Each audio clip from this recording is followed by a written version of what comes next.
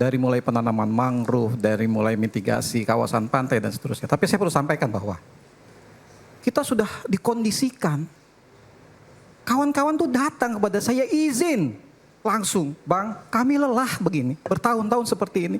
Kami mohon izin tidak bisa membersamai perjuangan kalian. Walaupun hati kami bersama kalian, tapi kami terpaksa karena ekonomi.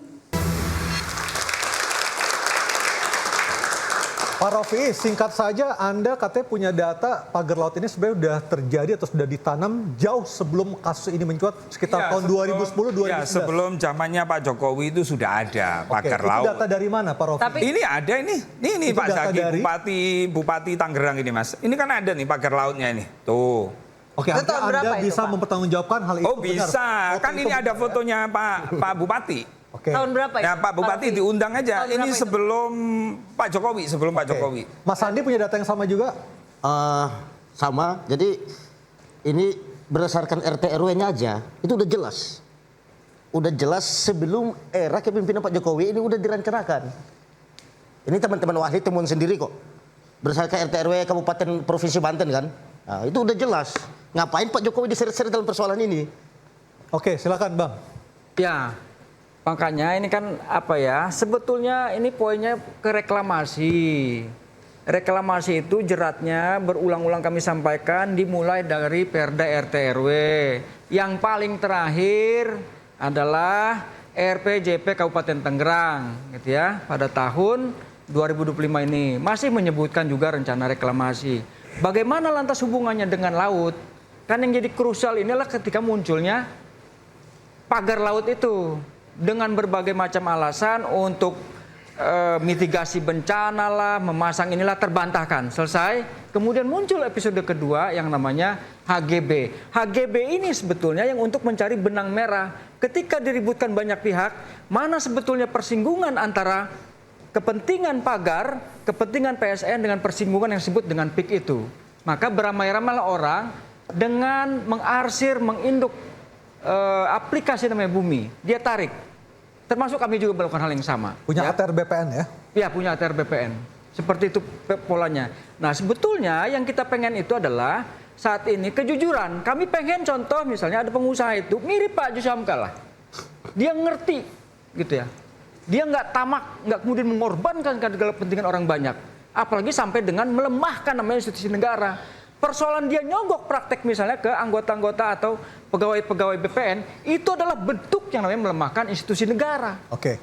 Seperti itu. Jadi situasi ini tidak akan pernah kemudian akan menjadi selesai. Kenapa? Indikatornya sederhana. Jika urusan pagar bambu saja tengah laut harus melibatkan banyak pihak. Komisi 4, kemudian yang namanya Kementerian Kelautan, Kementerian KLH, turun semua. Berarti ada sesuatu yang sangat besar. Maka pilihan penyelesaiannya hanya dua. Kalau pada sebuah pihak tidak mau berkata jujur, maka persoalan ini hanya bisa diputus oleh yang namanya Presiden Republik Indonesia. A kata dia A. Jika tidak bisa, maka Mahkamah Konstitusi Rakyat yang bisa memutuskan sebagai alternatifnya. Saya ke Mas Erwin. Mas Erwin, kita dari tadi belum membahas terkait apa saja kerusakan yang disebabkan oleh pagar laut. Boleh dijabarkan mungkin secara singkat? Ya, yang pasti kan kalau ekosistem di sepanjang pantai utara ya, terutama di Tangerang itu kan sebetulnya memang dari dulu sudah tidak terlalu baik ya. Karena bagaimanapun juga proses pembangunan yang ada di sekitar Tangerang sendiri juga cukup masif dan itu sejak lama jadi lalu lintas ini. Jadi kalau kita bicara soal kerusakan ekosistem, pasti kita ketemu tuh dalih-dalihnya. Ini bisa direklamasi, begitu ya. Karena udah terlanjur rusak gitu mungkin. Iya, itu selalu yang dijadikan alasan misalnya KKP mengeluarkan PKPRL untuk reklamasi. Padahal misalnya dalam temuan beberapa kali kita ngajuin melapor ke KKP begitu ya.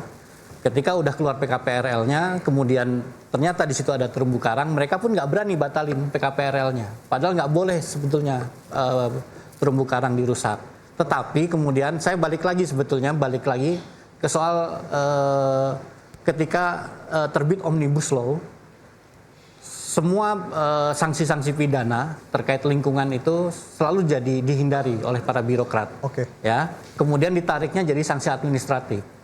Jadi apa yang kami lihat kemarin sebetulnya Menteri KKP lagi akrobat.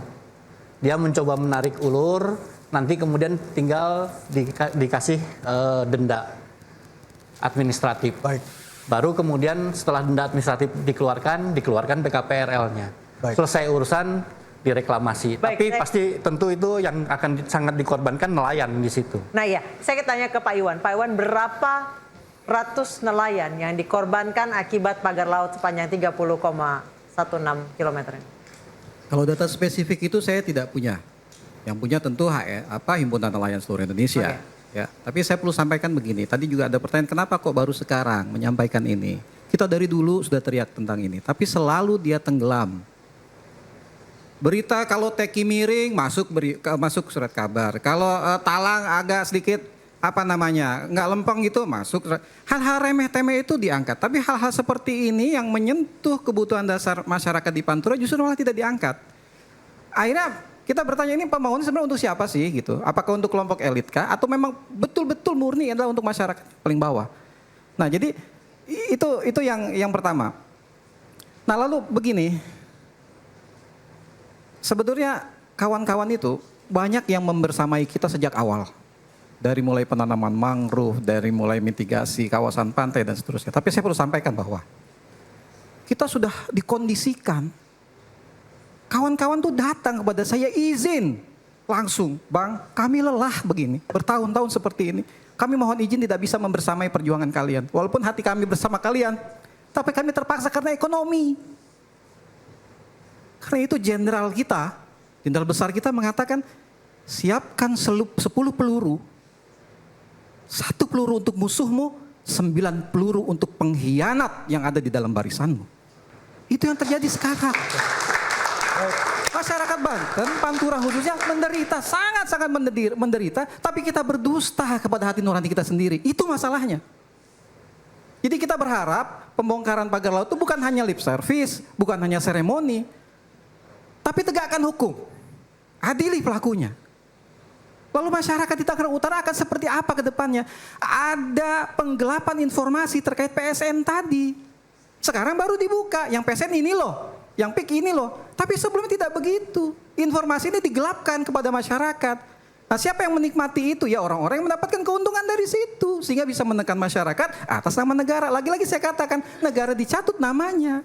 Untuk apa? Untuk melakukan penekanan kepada rakyat. Dan negara diam kan selama ini. Baik. Itu masalahnya. Baik, saya ke Pak Wamen.